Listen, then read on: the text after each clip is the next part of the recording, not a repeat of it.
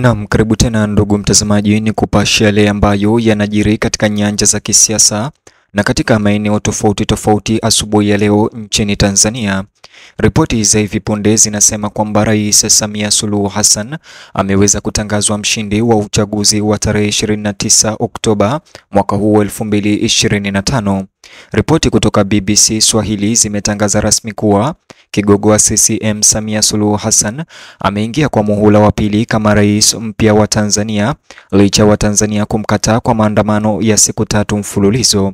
Mwenyekiti wa tume ya uchaguzi Jacob Mwambegele ametuma ujumbe zaidi kwa Watanzania alfajiri ya leo.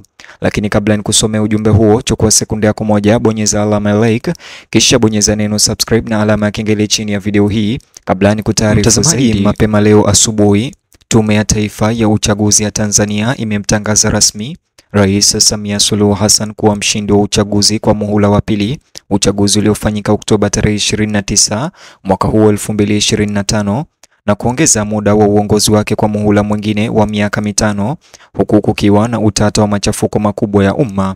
Tangazo hilo lililotolewa moja kwa moja kwenye televisheni ya taifa na mwenyekiti wa tume Jacob Mwambegele asubuhi ya leo alithibitisha ushindi mkubwa wa chama tawala cha CCM. Hata hivyo, tamko hilo linakuja dhidi ya msururu wa maandamano yenye vurugu kote nchini Tanzania, huku maelfu ya wananchi wakiingia barabarani kukataa matokeo hayo ya uchaguzi. Kwa mujibu ya hesabu ya mwisho iliyotolewa na tume hiyo ya uchaguzi, Rais Samia Suluhu Hassan amepata kura za kushangaza na kushtua, zaidi ya kura milioni 31 na laki 9 kati ya milioni 32 na laki 6 zilizopigwa, ikiwa sawa na asilimia 98 ya kura zote. Ushindi huo mkubwa umeibua maswali mazito kutoka kwa vyama vya upinzani na waangalizi wanaosema kuwa uchaguzi wa Tanzania haukuwa huru wala wa haki, kwani wapiga kura walikuwa milioni 32 na Rais Samia Suluhu Hassan ameshinda na kura milioni 31. Hata wakati tangazo hilo likitolewa, taarifa kutoka Dar es Salaam, Mwanza na Arusha zilieleza makabiliano mapya kati ya polisi na waandamanaji wakipinga uhalali wa kura zilizofanyika. Wakati uchaguzi wa Tanzania ukihitimishwa kwa kukaribia ushindi kamili kwa aliyemaliza muda wake, viongozi wa upinzani kutoka Chadema na ACT Wazalendo wamelaani mchakato huo na kuita kejeli mbaya ya demokrasia.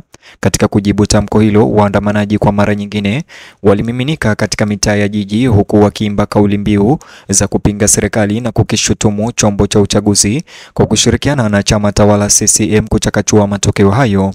Katika miji kadhaa, mabango yenye sura ya Samia Suluhu Hassan yalibomolewa na mengine kuchomwa moto, huku waandamanaji wakiapa kuendelea na maandamano yao kwa siku ya 4 licha marufuku ya kutotoka nje ya serikali. Matokeo ya uchaguzi huo yanakuja wakati mitaa ya Tanzania tayari imeweza kukumbwa na machafuko mfululizo siku 3, huku maandamano yakienea kwa kasi katika mikoa mikubwa nchini. Watu walioshuhudia mjini Dodoma na Morogoro waliripoti kuwa umati wa watu wenye hasira kali walipambana na polisi usiku pamoja na mchana mzima, wakirusha mawe na kuchoma matairi ya moto katikati ya barabara.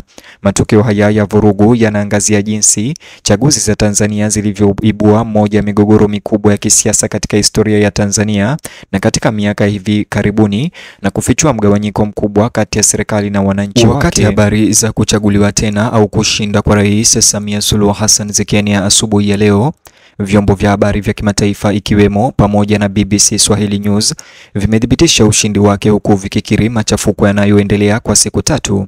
Kwa mujibu wa ripoti zao, hali ya hewa nchini Tanzania bado ni ya wasiwasi, huku hasira za wananchi zikielekezwa sio tu kwenye matokeo ya uchaguzi bali katika mfumo mpana wa kisiasa nchini humo. Wanaharakati wa upinzani wanadai kuwa matokeo yalipangwa kimbele kabla ya upigaji kuanza, kwani wagombea wengi wa upinzani walizuiliwa au kuzuiliwa kushiriki uchaguzi, hivyo kuwaacha wapiga kura wakiwa na chaguo dogo sana katika uchaguzi wa Tanzania, huku Rais Samia Suluhu Hassan akiwa mgombea mwenye nguvu zaidi kuliko wote.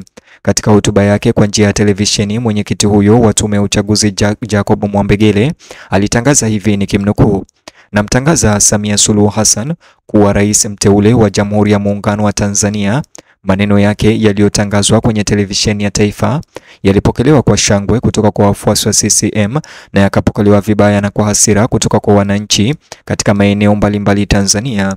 Wakati tamko hilo likitolewa, hata hivyo, maandamano yameanza kushuhudiwa tena barabarani, watu wakianza kukusanyika kwa makundi madogo madogo katika video ambazo zimerekodiwa na picha zilizosambazwa mtandaoni. Mashirika ya kutetea haki za binadamu yameendelea kulaani kile yanachoeleza kuwa kushinikizwa kwa madaraka kwa chama tawala na kuonya kuwa uchaguzi wa Tanzania sasa umekuwa alama ya ukandamizaji badala ya demokrasia.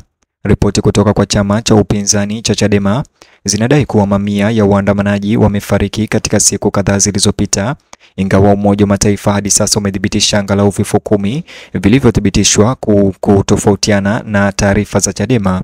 Waangalizi wa kimataifa wanasema kuwa jibu la serikali kwa maandamano hayo linaweza kuzidi kuwa janga la kibinadamu ikiwa halitadhibitiwa haraka.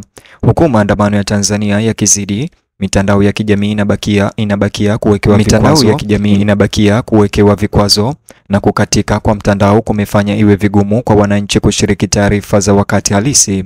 Licha ya changamoto hizo, video zimeibuka zikionyesha vikosi vya usalama vikishika doria vitongojini kwa magari ya kivita na ya kuweka usalama, kufanya ukamataji wa watu wengi na kuleta amani, na hata hivyo kurusha mabomu ya vitoa machozi. Wanaharakati wanasema kuwa kukatika kwa interneti na umeme ni jaribio la kuficha ushahidi kwa kutumia nguvu kupita kiasi dhidi ya waandamanaji wanaoendelea kukataa matokeo hayo ya uchaguzi. Kwa wananchi wengi, tamko la muhula wa pili wa Rais Samia Suluhu Hassan linahisi kama udhibitisho wa kile ambacho tayari walikuwa wanakihofia, kwamba uchaguzi wa Tanzania hukukusudiwa kuleta mabadiliko.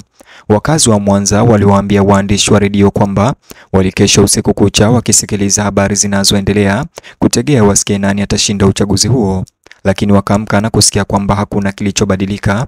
Katika mji huo, waandamanaji wenye hasira walionekana wakichora kauli mbiu kwenye kuta za serikali wakitaka uchaguzi mpya ufanyike na haki kwa waliouawa wakati wa maandamano hayo. Serikali imeshikilia kuwa uchaguzi ulifanyika kwa haki na kwa mujibu wa sheria na kuwataka wananchi kuheshimu matokeo hayo. Hata hivyo, wakosoaji wanahoji kuwa matokeo karibu na kauli moja, asilimia 98 ya kura ziliweza kuenda kwa Samia Suluhu, ambayo pia inadaiwa imedhoofisha uaminifu na inaonyesha mfumo ulioundwa ili kuimarisha utawala wa chama kimoja. Maandamano ambayo yamefuatia kutangazwa kwa ushindi yanaonekana kuwa changamoto ya moja kwa moja kwa utawala huo na kuashiria mabadiliko katika historia ya kisiasa ya Tanzania. Wachambuzi wanaona kwamba wakati utawala wa Rais Samia Suluhu Hassan unatafuta kuonyesha taswira ya utulivu hata baada ya ushindi, maandamano haya yamefichua nyufa kubwa katika mtandao wa kijamii wa nchi. Matukio ya uharibifu na ukaidi kote Tanzania yanaonyesha kuwa wananchi wanazidi kutokubali maamuzi ya kisiasa yanayofanywa bila uwazi. Wengi wanahofia kwamba mbinu nzito za serikali ya kukandamiza upinzani inaweza kusababisha machafuko makubwa zaidi katika siku zijazo kufuatia uchaguzi wa Tanzania wenye utata. Wakati huo, ripoti kutoka kaskazini mwa Tanzania zinaonyesha kuwa magari na ofisi kadhaa za serikali zimeharibiwa au kuchomwa moto usiku kucha. Waandamanaji wa Arusha na Kilimanjaro walionekana wakipeperusha bendera na kuimba, huku wakiweza kufunga barabara na matairi ya moto zinazoingia katikati ya miji hiyo. Vyombo vya usalama vimejibu vizuizi vya barabarani, lakini harakati hizo zinaendelea kushika kasi, huku wananchi wengi wakijiunga na maandamano ambayo sasa yanatajwa kuwa makubwa zaidi tangu kumalizika kwa utawala wa chama kimoja, yote yakichochewa na uchaguzi wa Tanzania uliofanyika tarehe 29 Oktoba. Ni hayo tu mtazamaji, ni juza maoni yako, alafu bonyeza box hicho kwenye screen yako, kitakuelekeza katika taarifa zetu zaidi.